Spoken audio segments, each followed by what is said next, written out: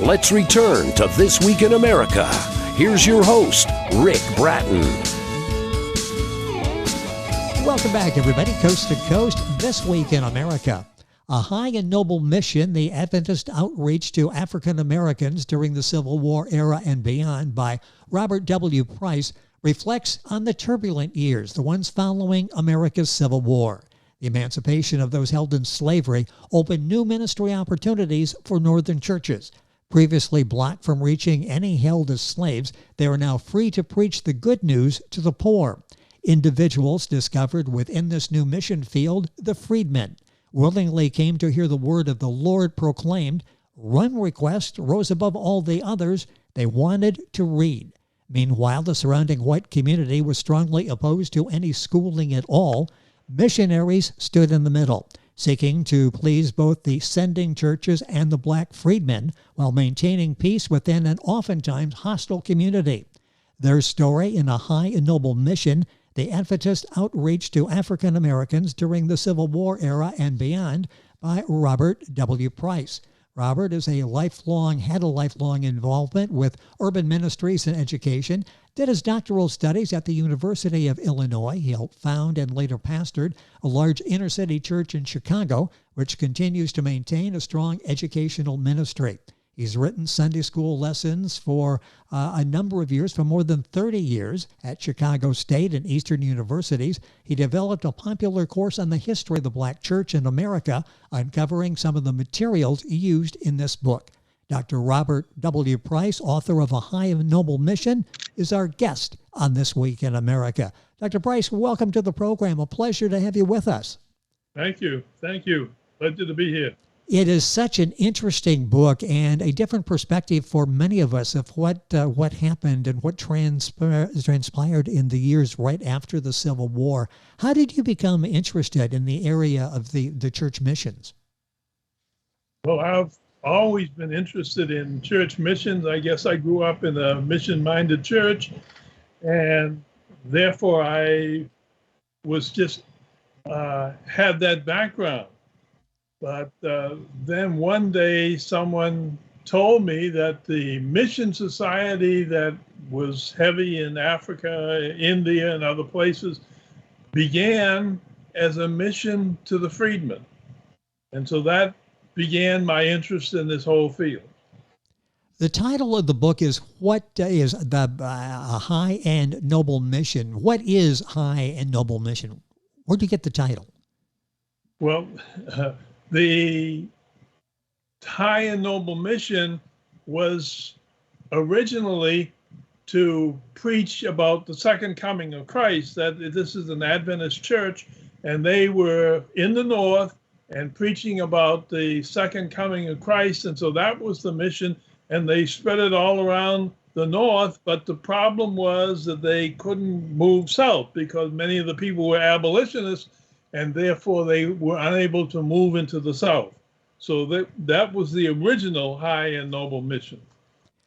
How did slavery and the Civil War change the goal of the mission? What impact did that have on this goal that you talked about? Well, when the Civil War came to an end, the mission was now able to move into the South. And therefore, when they moved into the South, they found the South deeply divided racially, and the trying to minister to the white community, that didn't work because these were Yankees, and they didn't want to hear anything about them. It was completely different when they began to minister to the former slaves, the freedmen. They were most open to having the church come and minister to them. So that's how they got involved with the slaves, the former slaves in the South. Talk about how the former slaves, the freedmen that you talk about, how did that change the original goals of the mission? It did change. How did that change take place? It really did change because obviously the freedmen were heavily into social things because they didn't have anything. But there was one thing that came along with their interest in the church. They were interested in coming and being part of the church, but they were not empty vessels. They came with a great desire to want to learn. They wanted to read. They wanted to go to school. That is something that had been denied to them all through slavery times. And now that they were free, they wanted to have schools. We think of the story of Booker T. Washington, who had to carry the books of his master's daughter to school. And he said that he could get up to the schoolhouse door, but could never go inside. And in his mind, if he could get inside that door, it would be just like getting into paradise, like getting into heaven, to get inside the school door. And that was typical of the people. They wanted to have schools. And so when they began to minister to the people, the freedmen, they began to find out that they were very interested in schools. And so that's how the mission changed, from preaching in the church, which they did, but also to establish schools for the people. And as I mentioned, missionaries stood in the middle, a precarious position to be in, as we'll talk about during our conversation. The book is A High and Noble Mission, the Adventist Outreach to African Americans During the Civil War Era. Our guest is Robert W. Price, during the Civil War era and beyond, a very important part of that message. How did this change the overall mission, operation of the mission? You talked about how it changed. I mentioned that put missionaries in the middle. How did that change overall what they were attempting to do? Well, the original goal was to just establish churches and help the people. But now they had to consider schools. They were open to this because they thought that the people wanting to schools because they wanted to be able to read the Bible. That was a high goal. They had a high opinion of the Bible, and they wanted to be able to read the words of the Bible for themselves rather than simply hearing it. And the people thought, the home front church thought that this was God ordained, that God was in this, and therefore they were interested in teaching the people in schools to read the Bible. Others that were not so religiously minded simply wanted to be able to read, because they saw that as a way to establish the rights that they were given after the Civil War.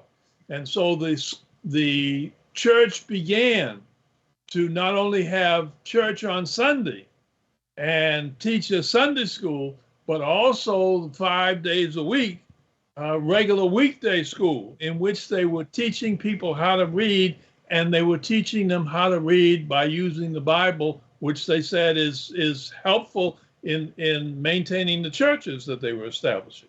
And you can imagine they've heard about the Bible, they've had it read to them. Now they're in a position where we want to be able to read ourselves and understand and interpret and enjoy and soak in all of the benefits of the Bible. But there were obstacles that were in the way, as you'll read about in A High and Noble Mission. How were the missionaries received by the community? They come in the beginning to help spread the word, and then this teaching aspect enters into it that created animosity. How were the missionaries received in the general community? They were not received well.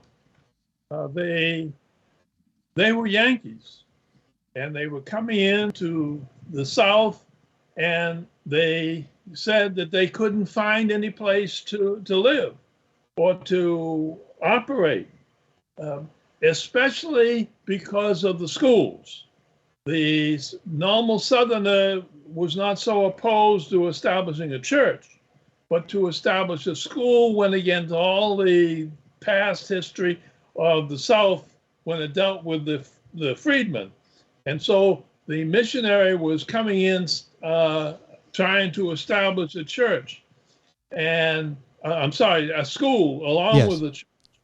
And one quote that I have in the book, the missionary said that every Christian and infidel door was closed against them when they found out that they were about to establish a school. They ran into all kinds of problems in attempting to do this. And you'll read about those problems in Robert's book, A High and Noble Mission. Included in that, schools were actually burned. You write talk about that. This is not just verbal threats. They actually, the physical threats were carried out, and churches and schools were burned. Schools were burned, and sometimes because the teachers could not get homes to live in because people wouldn't rent them homes, they had to live in the school, and so when the school was burnt, everything that the missionary owned was burnt up with them. And so several schools were burned to the ground during this period of time. There were riots and other things that took place, and that was just standard, especially against the schools, rather than being against the church as such, although the church and the school were the same building. What was a typical mission center like? Can you describe what they were like? The mission center was always the church, as far as the North was concerned. The church was the mission center. As far as the Freedmen was concerned, it was the school. And when we think about it, we think about the church, but the church was actually the lesser of population. The school was overflowing, because if people heard that they were establishing a school, which they did, the people came out to the school. That was crowded. The church, although it was high initially, that began to shrink in attendance, but the schools grew, and they just took over the building completely. The schools were the big thing. Then the Sunday school, which actually taught the Bible too, that was in the middle. So the church was on the low end, the weekday school was on the high end, and the Sunday school in the middle. How did the staff hold up under this pressure, the pressure of the mission? How did they get through this? Well, they ran into several problems. First of all, they were Northerners in the South, and the summer was terrible. The heat of the summer just worked, which did many in. The weather was bad. The amount of time they had to spend with the people was just exorbitant. You didn't have Sunday off. Sunday was church and Sunday school, and then you were there 5 days a week teaching the regular school. And after the regular school, there was all kinds of social things, because the people had nothing. And so they depended upon the teacher for everything. And so the whole story is a story of people that were running into problems with health, the hot weather. They didn't have any time to recuperate. Many got sick and didn't last in the mission. And some missionaries actually died in the process. Several died, and many others simply couldn't take it. They got so sick they had to be taken back home. You can imagine the pressure, the tension, the danger that they faced. It's all laid out so well in A High and Noble Mission, the Adventist Overreach to African Americans during the Civil War era and beyond, by our guest on the program, Dr. Robert W. Price. Book available at Amazon, Barnes & Noble, all of the usual places. Link on our website, thisweekinamerica.us. What was the extent of the activities of the mission? Well, the extent of the activities depends really on what side you're looking at. As far as the home front churches, they established many churches in the South during this period of time, as well as some independent missions established in the South. They always were centered around the church. However, the schools became the big thing as far as the African Americans were concerned. They had schools, and the stories of them in attendance from wall to wall. You had grandparents, you had their children, and you had grandchildren all in the same classroom because no one had been to school. And so they were all in the same classroom, all trying to learn during this period of time. And they came in all kinds of weather, and the missionaries would comment all the time about the people coming with some with shoes that were so poor that they were almost useless, but they were the fortunate ones because people came with no shoes at all. People came with clothes that really shouldn't be outside in cold weather. They came with all that because they were so hungry to come to learn the how to read and to be able to read the Bible, among other things. You talk in the book about how the lives of many missionaries were really transformed because of the nature of this noble mission that they were doing, part of the Christian mission. For many, this really was, even though they went through so many tragic circumstances, as you were talking about, it really was fulfilling to actually see the end result, wasn't it? It was fulfilling to them. We find at the end of the mission that they would say that in just a few years they had dealt with thousands of people in the church and the schools. Some worked to establish teachers themselves. They wanted to have some of the black population, the freedmen themselves, be able to teach, which of course they couldn't do very much coming out of slavery. And so they wound up with what were called cadres of teachers. And that was most rewarding, that they could say that from our time here, we have established some teachers for the South to carry on their place in the future.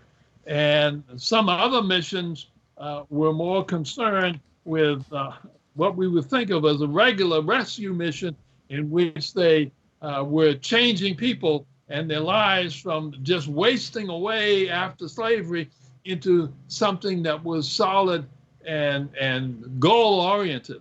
And that was a blessing for them. This is such an important part of history brought to life in a remarkable way by Robert Price, our guest on the program, A High and Noble Mission. How long did this high and noble mission continue? How long did this go? You would think from all that took place that it took place a long time. It actually can be centered in about 5 years.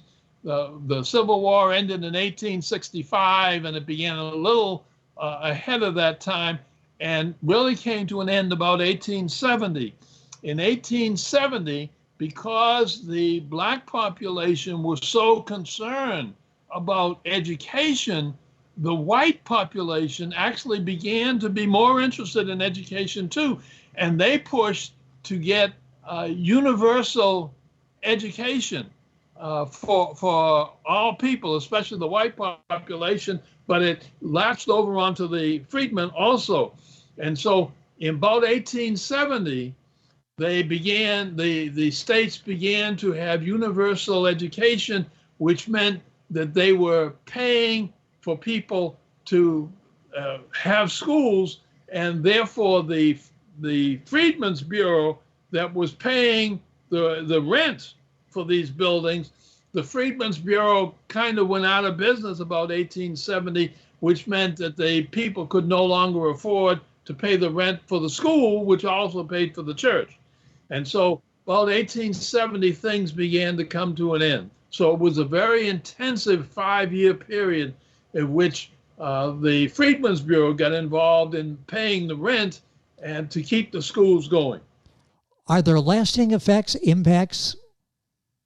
Yes, the lives that people change. Can you imagine one person is quoted as saying that having gone to school and accomplishing what they did in this 5-year period was just like living in a dream. Their lives had changed so much. It was just like a dream that they now felt themselves really to be worthwhile, which while they were slaves, they were told they weren't worth much, but now they had an education, they had the Bible, and they were now more goal-oriented. And so, yes, lives would change. And you can understand them saying, it's just like living in a dream world. They had the tools. Finally, they had the tools. And it's such a remarkable story, again, coming to life in Robert's book, A High and Noble Mission, the Adventist Outreach to African Americans during the Civil War era and beyond. Robert W. Price, the author, book available at Amazon, Barnes & Noble, the usual places. My thanks to King Pages Press, the author's marketing consultant, for arranging our conversation today. Robert, it's been a pleasure having you on the program. Are you working on another book? Not at the moment. Oh, okay. It sounds like no. Don't ask. I'm going to take some time off and enjoy life here. You did a remarkable job with this. The book just opens up a part of history that many of us either ignored or wasn't aware that was there, and it brings it to life. These are real people on both sides, the missionaries and the freedmen, and we get a chance to sample that and experience what they went through and the great sacrifices to get where we are today. The book was an excellent read, and Robert, again, thank you for being with us on the program. Thank you. Thank you. It has been our pleasure to have Robert W. Price with us. The book is A High and Noble Mission. The book available at Amazon. Link on our website, thisweekinamerica.us. And we are back on today's program right after these messages. This Week in America is online. You can visit our website, thisweekinamerica.us. Scott Pinkerton, Associate Producer of This Week in America. Jay Anderson, Segment Producer. Ben Watson, Webmaster. Otto Bechet, Director of Engineering and TV Production. This Week in America produced and is a trademark of Blue Funk Broadcasting, LLC. For information on all of our guests and to listen to this week's show, our website again at thisweekinamerica.us. And I'm Sean Bratton, Executive Producer of This Week in America.